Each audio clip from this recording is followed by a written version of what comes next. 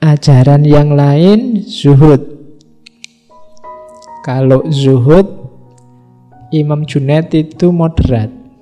Jadi zuhud bukan berarti orang anti dunia, tapi anti jatuh cinta dengan dunia, anti terikat oleh dunia. Katanya Imam Junaid, zuhud adalah kosongnya tangan dari kepemilikan dan hati dari hal yang mengikutinya. Jadi misalnya aku punya laptop ini, aku tidak terikat dengan laptop ini, tidak jatuh cinta dengan laptop ini, tidak sangat terikat oleh laptop ini. Ada laptop ini, syukur, tidak ada juga tidak apa-apa.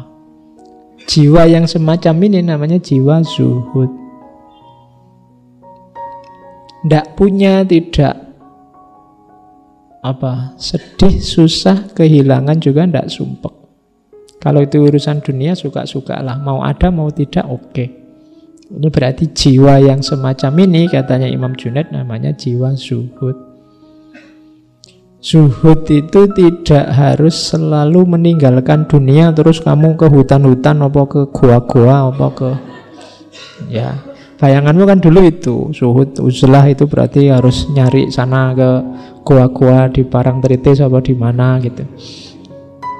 Enggak, zuhud itu melatih jiwamu. Ya, beberapa sufi ada yang menyarankan menjauh dulu sementara. Menjauh sementara itu melatih jiwamu, karena kalau kamu terlibat terus di situ biasanya susah untuk tidak terikat, tidak jatuh cinta dengan dunia. Maka jiwamu dilatih dulu sampai kamu sadar, ternyata tanpa mobil pun aku bisa hidup bahagia. Oh, ternyata tanpa HP pun aku bisa seneng-seneng. Oh, ternyata tanpa laptop pun hidup nyaman-nyaman saja. Itu jadi tidak terikat.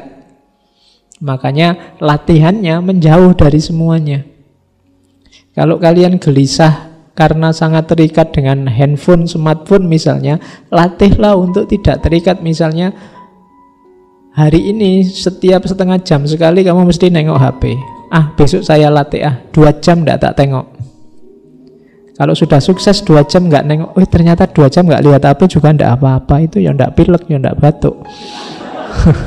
Misalnya besok ditambahi lagi 4 jam, tambahi lagi setengah hari sekali lah. Nanti bilang ke teman-teman, ya saya buka HP cuma jam 12 siang sama jam 6 pagi misalnya.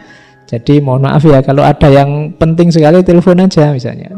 Lama-lama kamu akan sadar, oh ternyata ya tidak harus selalu terikat. Apapun itu dunia bisa kamu begitukan. Kalau kamu sudah sukses tidak terikat oleh apapun, itulah namanya jiwa zuhud. Jadi bukan berarti meninggalkan dunia. Malah jangan sampai orang sufi itu menyusahkan orang lain karena tidak punya apa-apa. Ya punya apa-apalah, kerjalah. Katanya Imam Junaid, seorang sufi tidak seharusnya berdiam diri di masjid dan berzikir saja tanpa bekerja. Sehingga untuk menunjang kehidupannya, orang tersebut menggantungkan dirinya hanya pada pemberian orang lain. Boleh, sufi tidak boleh minta-minta.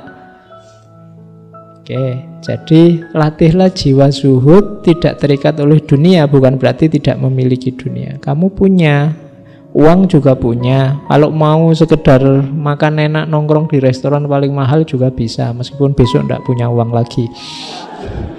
Tapi bisa.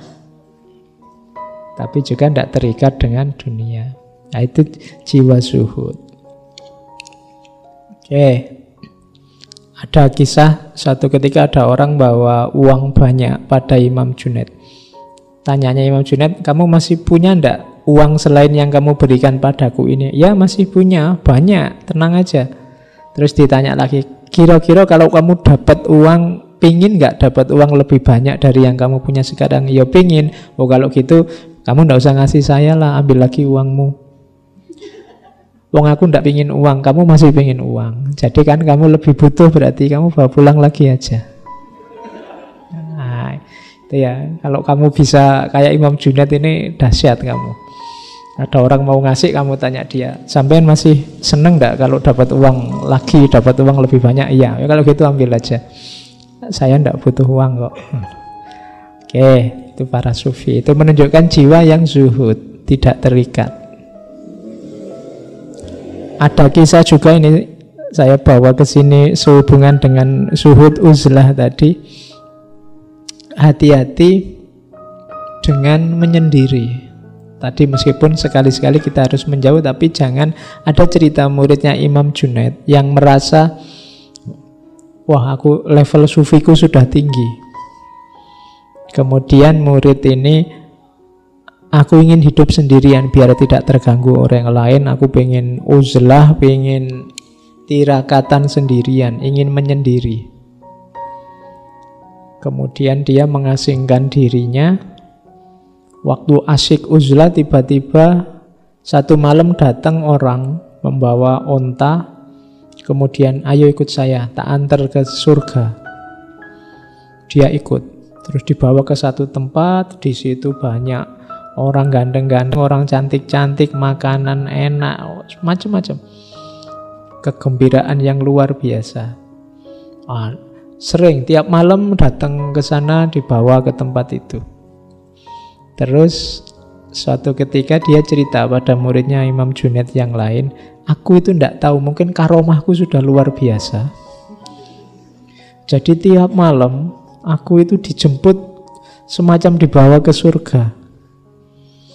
Nah, terus Imam Junaid dengar kata-katanya murid ini. Akhirnya dipanggil murid itu terus bilang, nanti malam kalau yang menjemputmu datang lagi dan kamu dibawa ke sana, coba ya kamu pas di sana ucapkan la haula wala quwata illa billahil aliyyil azim.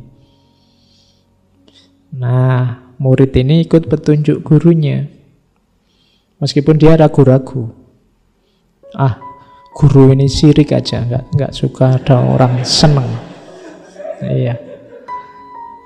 Akhirnya ya cobalah, begitu benar malamnya dijemput, kalimat ini diucapkan.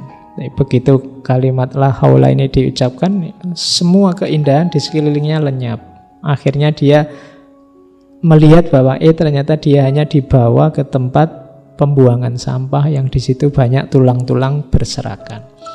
Jadi ini isyarat dari Imam Junaid. Yo hati-hati juga kalau menjalani laku, menjalani tirakat.